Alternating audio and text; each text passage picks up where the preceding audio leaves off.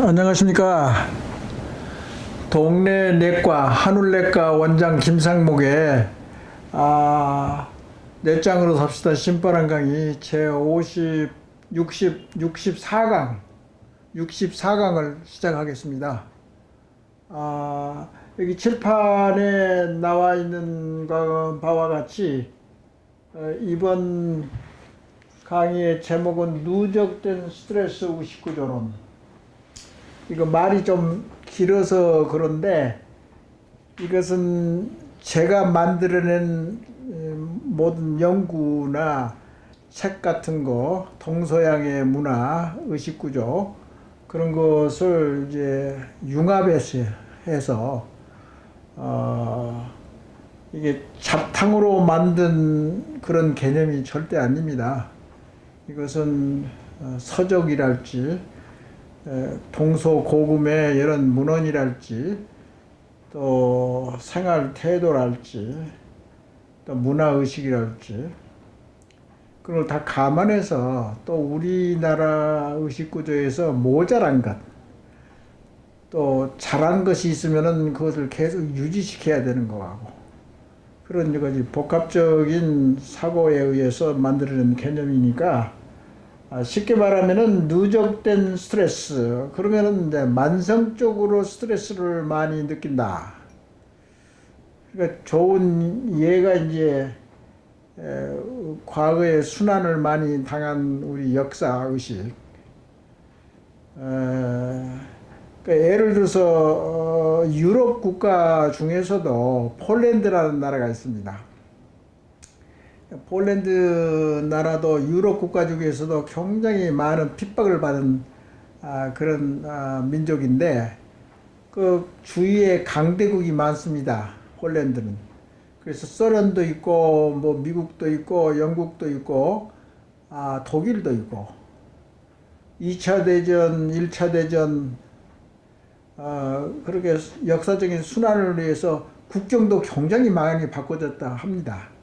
얼마나 이제 폴란드 국민들이 순환을 많이 당하고 그런 역사를 가지고 있지 않습니까? 우리나라도 더더구나 우리나라는 외부의 침략도 해본 적도 없고 순환을 많이 받았죠. 그래서 누적된 스트레스라는 것을 꼭 나쁘게만 생각하지 말고 그 누적된 스트레스가 있었다 그러면 뭐 창피하다든가 자존심 상하다 뭐 그런 것이 아니라 그 진면목을 제대로 진단하고 제대로 해야지 처방이 제대로 나옵니다. 그런 의미에서 나쁜 것이 있으면은 항상 그 뒤집어 보면은 좋은 것도 많이 이제 있는 것을 제가 발견을 했거든요.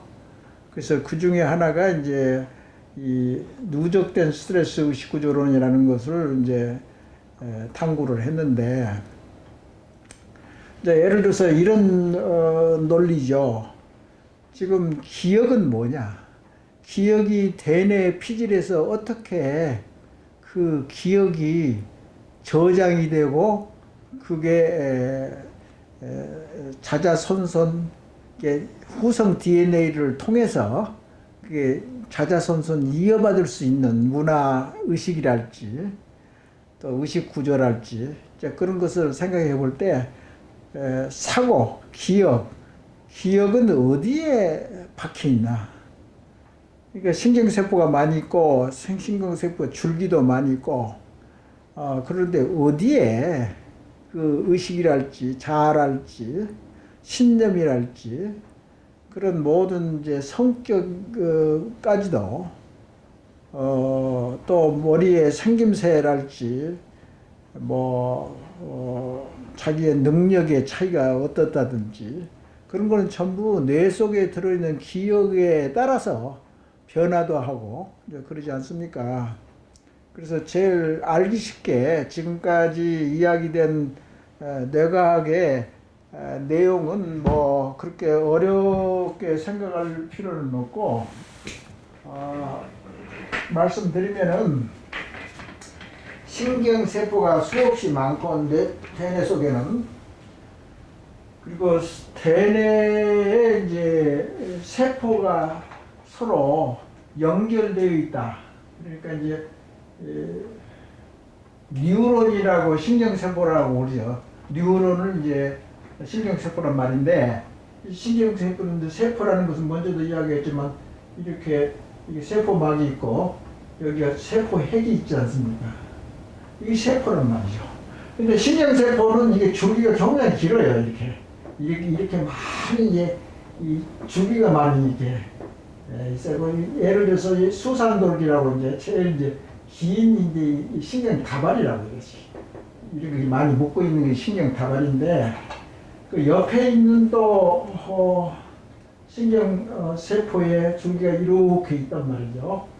여기 이제 만나는 데라고. 만나는 이 장소에 기억이 심어진다, 저장된다고 그렇게 생각해요. 그러니까 새로운 기억이 생기면 이쪽으로 와가지고 여기에 이제 구조적으로 변화가 생기고, 이것이 기억이 저장되었다가 그 다음에 나올 때는 이제 아웃푸트, 그러니까 입력하고 배출되고, 컴퓨터와 마찬가지입니다. 컴퓨터에 자료를 넣으면은 여기에 저장해 뒀다가, 이게 CPU라고 예를 들어서 기억장치가 있잖아요. 여기가 이제 이 소위 말하면은 이제 이걸 확대해서 보면은 인접 신경세포하고 여기가 연결이 되는 여기가 이걸 확대해서 이렇게 보면 말이죠.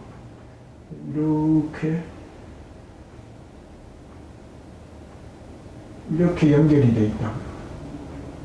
이렇게. 그리고 이제 여기서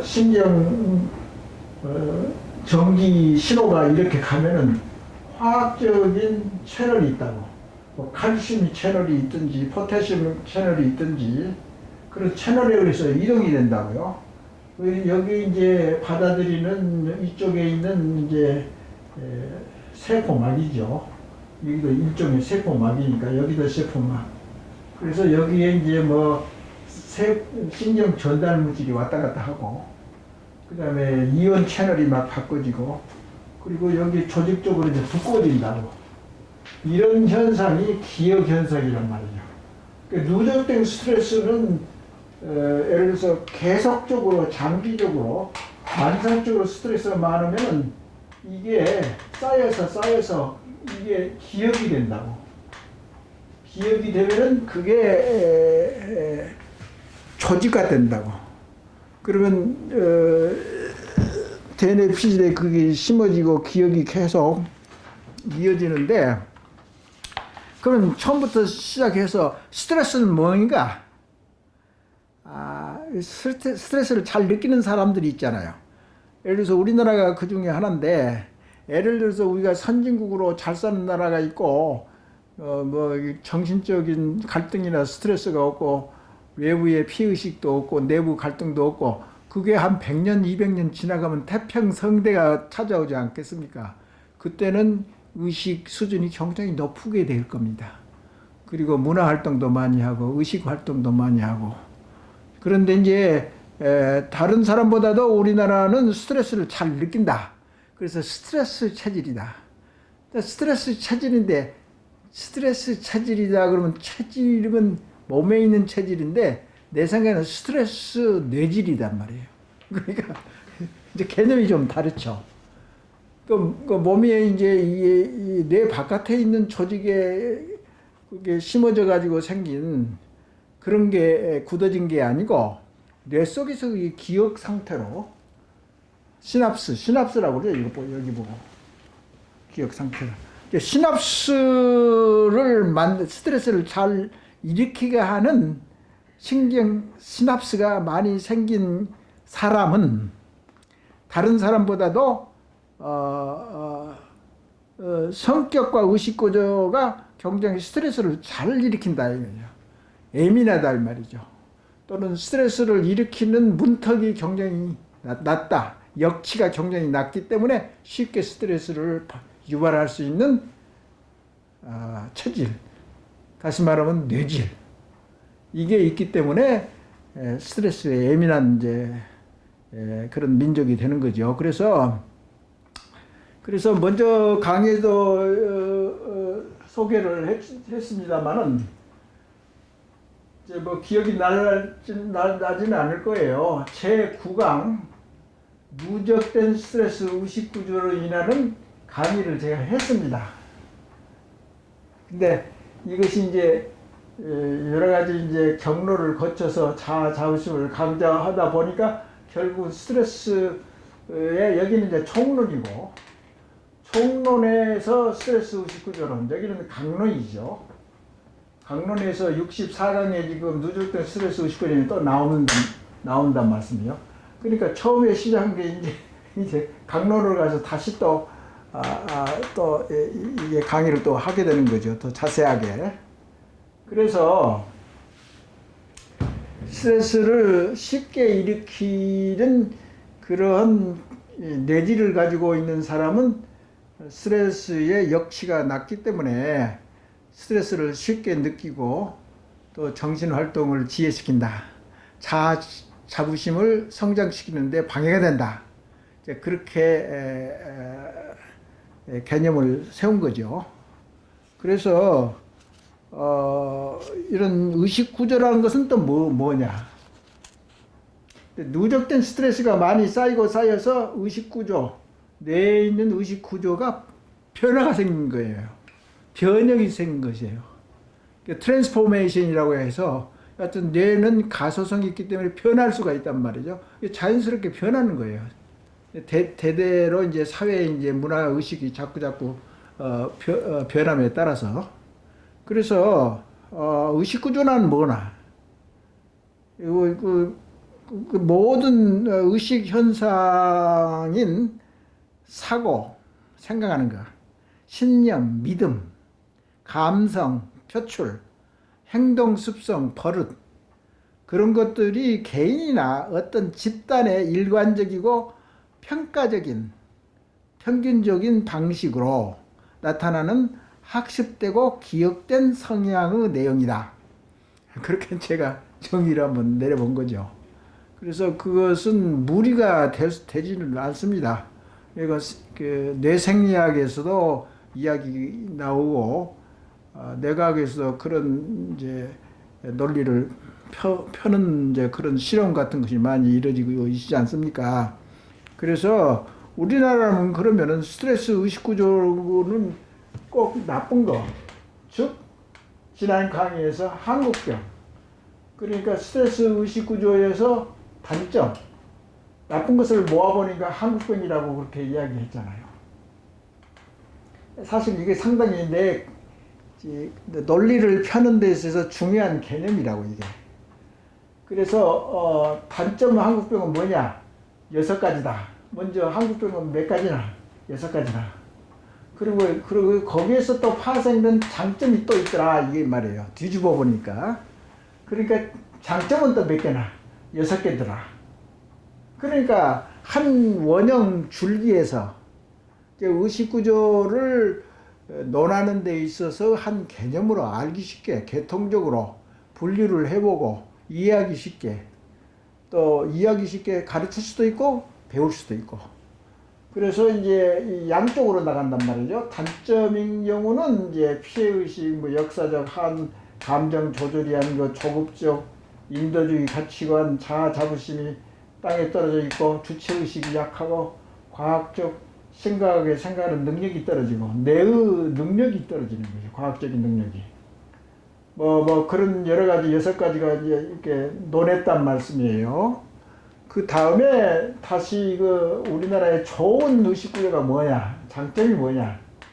그리고 자꾸 고민을 해봤더니 또 6개가 나오더라.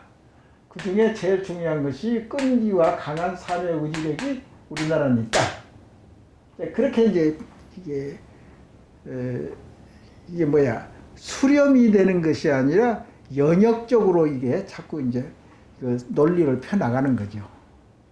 그러니까 이제 과학적인 사고방식에서 귀납적인 방법도 있고 연역적인 방법도 있지 않습니까?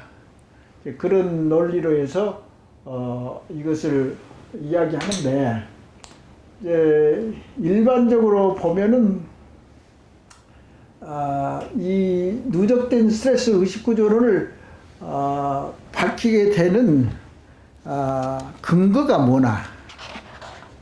그래서 스트레스 의식 구조론을 영향을 미치는 6가지 측면이 있다. 그렇게 이제 전제를 한다고 하면은 우리 동양 특히 동북아 국가에서는 서양에 비교해서 행동 결정에 필요한 자아의식이 너무나 약하다. 그러니까 열등의식도 있고 자신감이 없는 비판적인 자아의식을 가지고 있다. 중국 사람이나 한국 사람이나 일본 사람이나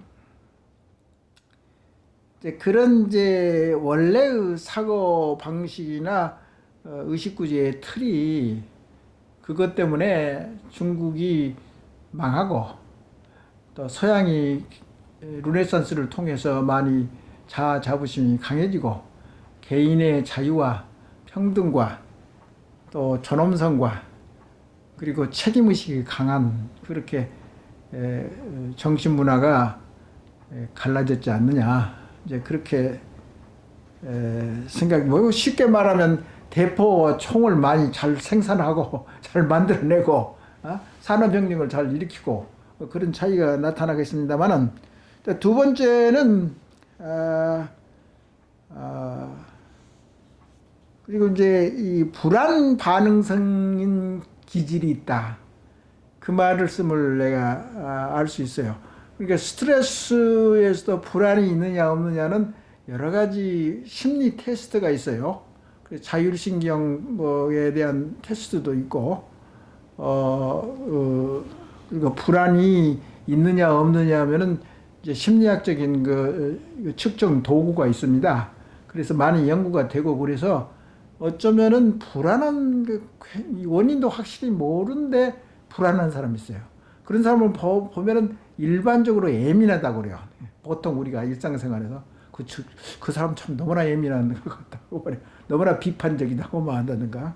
그 다음에 불안해서 어떤 경우는 일을 자꾸 거르치는 경우도 있고, 나쁘게 결과가 나타나는 경우도 있고, 또 불안 반응성은 사고를 잘 낸다든가, 침착하게 일을 잘 진행시키지 못한다든가, 불안해서 뭐 약을 먹는다든가, 뭐 그런 여러 가지의 성격의 유약함, 그런 것이 있을 수 있죠.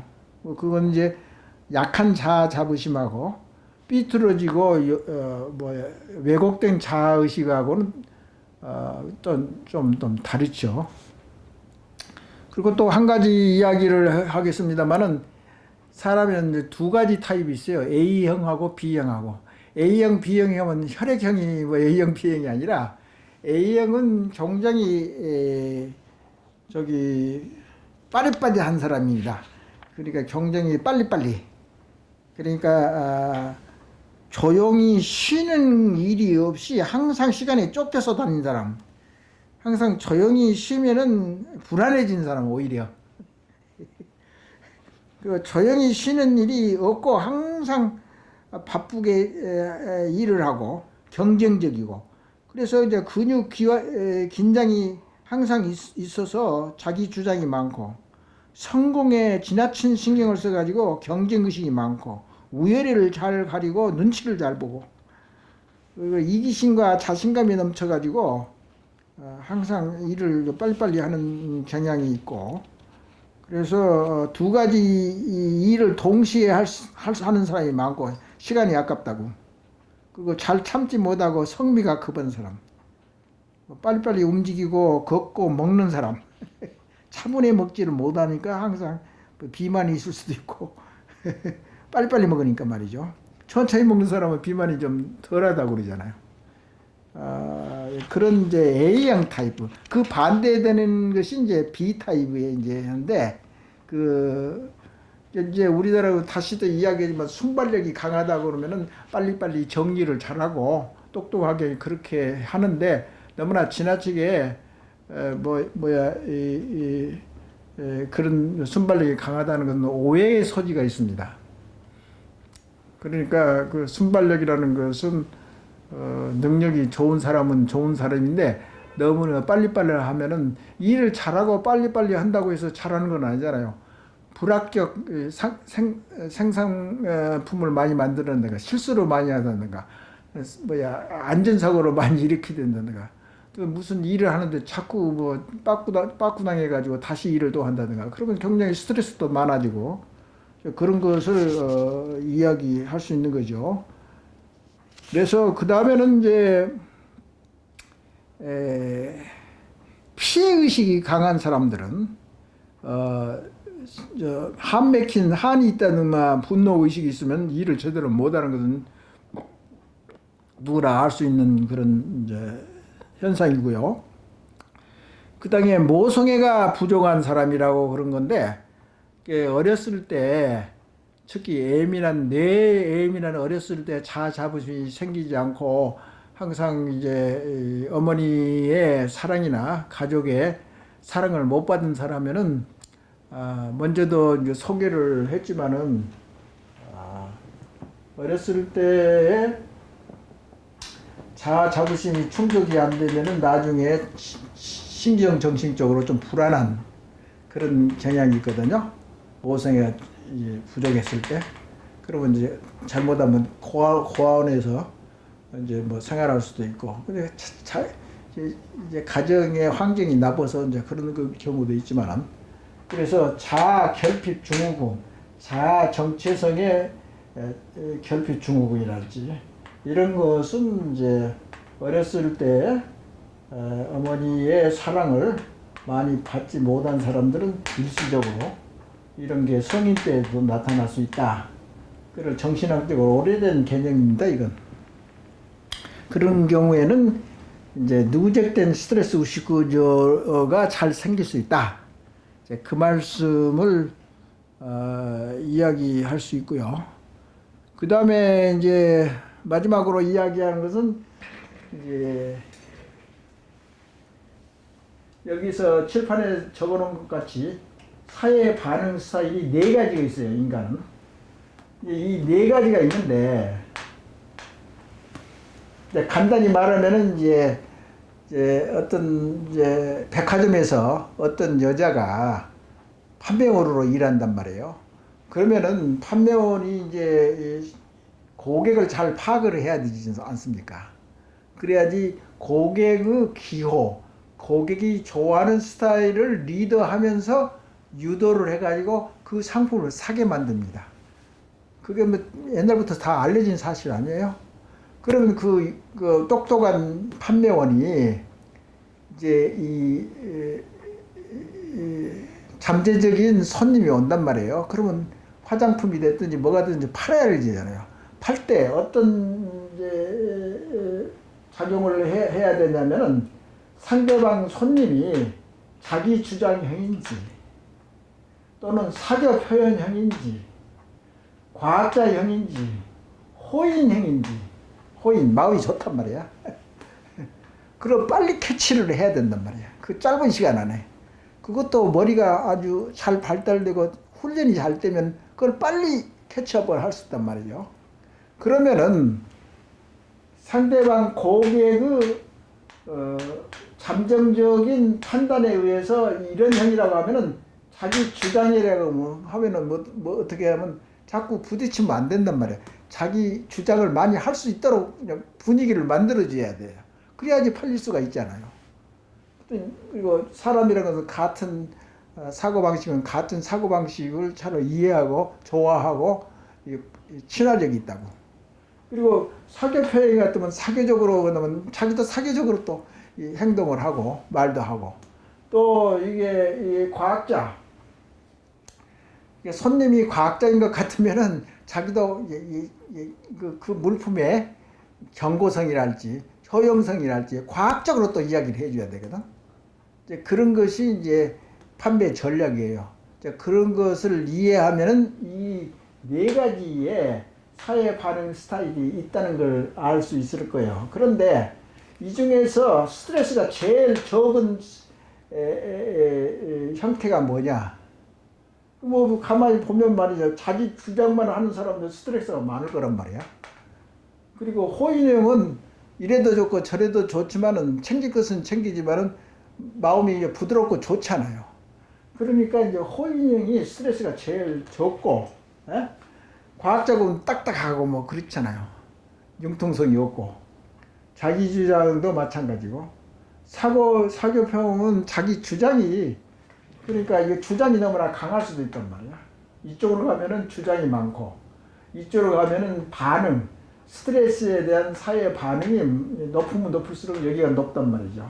과학적으로는 딱딱하고, 이 사람은 호인형이니까 호인형으로 대접을 하면은 상품을 팔 수 있단 말이죠. 판매할 수 있는 가능성이 많아진단 말이야. 이제 그런 일례를 들어서 내가 이야기를 하는 거고, 그래서 누적된 스트레스 의식구조로는 이런 형태의 우리나라는 예를 들어 자기 주장이랄지 왜골수록 자기 반응이 너무 예민한 경우에는 그 스트레스 의식구조론에 빠지기 쉽다. 그렇게 지금까지 스트레스 의식구조로에 영향을 미치는 6가지의 변수를 제가 방금 말씀드린 대로입니다. 여기 칠판에는 없는데, 그래서 우리나라는 스트레스 의식구조론이라고 이제 개념을 세운 거고요. 그래서 그것을 생각을 해가지고, 근데 이런 사고방식이 누적된 스트레스 의식구조를 공부하다 보니까 한국인의 의식구조의 기본이 원형이 누적된 스트레스 의식구조이라, 이것을 단점은 이게 한국병 나쁜 거고 6가지, 또 뒤집어서 생각해 보니까 좋은 점도 많더라. 그러니까 이것도 6가지가 되고 말이죠. 그래서 이거 상당히 나로서는 상당히 나름대로 자부심을 가지고 있는 개념입니다. 아주 좋은 개념이에요. 그래서 설명도 잘 되고, 또 설명을 받은 사람들도 그 이해를 잘 할 수 있는 거고, 그래서 정신의 그 움직임이랄지 그런 것은 상당히 예민하고 복잡하고 다르고 말이죠. 그런 중에서도 이런 이제 개념을 이야기를 하게 된 그런 것을 상당히 좋게 생각합니다. 제 자신. 그래서 초기에 총론에서 누적된 스트레스 의식구조론이라는 말을 총론으로 했고, 이번 누적된 스트레스 의식구조는 중요하기 때문에, 핵심이 되기 때문에 다시 또 끄집어내서 스트레스 편에 지금 마지막으로 이야기를 한 겁니다. 개념상 중요하기 때문에. 그래서 이제 소개를 하는 거고, 그런다고 해서 스트레스라는 것이 상당히 이게 복잡하고 여러 가지 일상생활에 영향을 주고 자부심을 올리고 내리고 하는데 영향을 끼치기 때문에 너무나 스트레스를 자기 나름대로 압박을 가하고 자꾸 이렇게 뭐 한다고 해서 잘 되는 것도 아니고 상당히 어렵거든. 자기 자신을 이런 스타일인데 이걸 고치자니 이거 뭐 한이 없는 거고 공부해도 잘 효과도 없는 거고 그렇지만은 이게 종합적인 차원에서 이야기하면은 무슨 말을 개념을 알게 되면은 이해도 쉽고 그러니까 차차 성인이 되고 성숙이 되고 그러면은 다 우리나라 사람들이 다른 나라에서 부러워할 수 있는 의식구조 수준이 높다. 돈만 많은 자 트럼프 대통령이 한국은 돈 많다고 부자다고 하는데 정신도 부자네. 그러면 얼마나 뭐 우리 자신이 뿌듯하겠습니까? 그러니까 이제 그런 의미에서 장황하게 강의를 했습니다. 그 다음에 앞으로 이제 강의가 한 2-3번에 걸쳐서 스트레스에 대해서 더 강의를 하겠고, 그리고 이제 스트레스는 아시다시피 적당한 스트레스는 자기를 동기부여를 시켜주고 또 자극을 주고 무례하고 무기력하지 않게 자극을 인생에 쏠쏠한 맛을 자극을 해주기 때문에 스트레스가 또 좋은 스트레스가 많습니다. 한편 그래서 양면성이 있기는 있습니다만은 너무나 몸에 해가 되는 또 저번에 강의에서도 이야기한 것 같이 특히 두 가지로 나눈다고 그랬잖아요. 스트레스에는 노이로제 신경증이 생길 수 있고 심신증, 신체 구조에 문제가 생길 수도 있다. 그렇게 강의를 했었는데 하여튼 일상생활에 항상 일어나는 일들입니다. 자아 자부심도 마찬가지고. 그래서 앞으로 한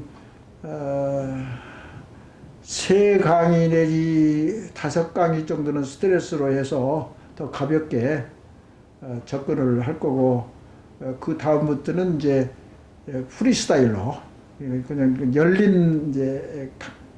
열린 강론이 되겠죠. 근데 모든 개념에 내 짱으로 삽시다 개념은 다 정리가 됐고 강의를 했다고 봅니다.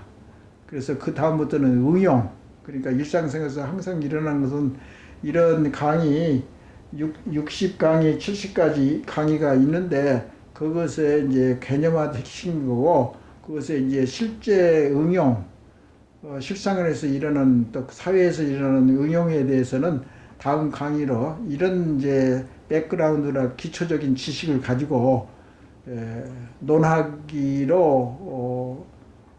그렇게 한번 해보겠습니다. 그래서 계속 강의는 이어가니까 걱정 마시고 마음 편하게 이제. 왜 그러냐면 이제 개념을 세우고 기준을 만든다는 게 그렇게 어려웠어요.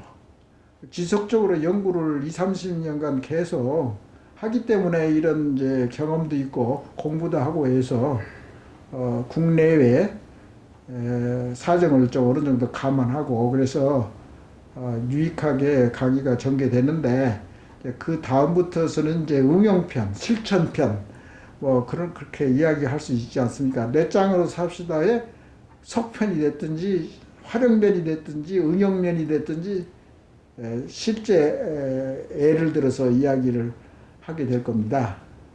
오늘 강의는 이것으로 마치겠습니다. 감사합니다.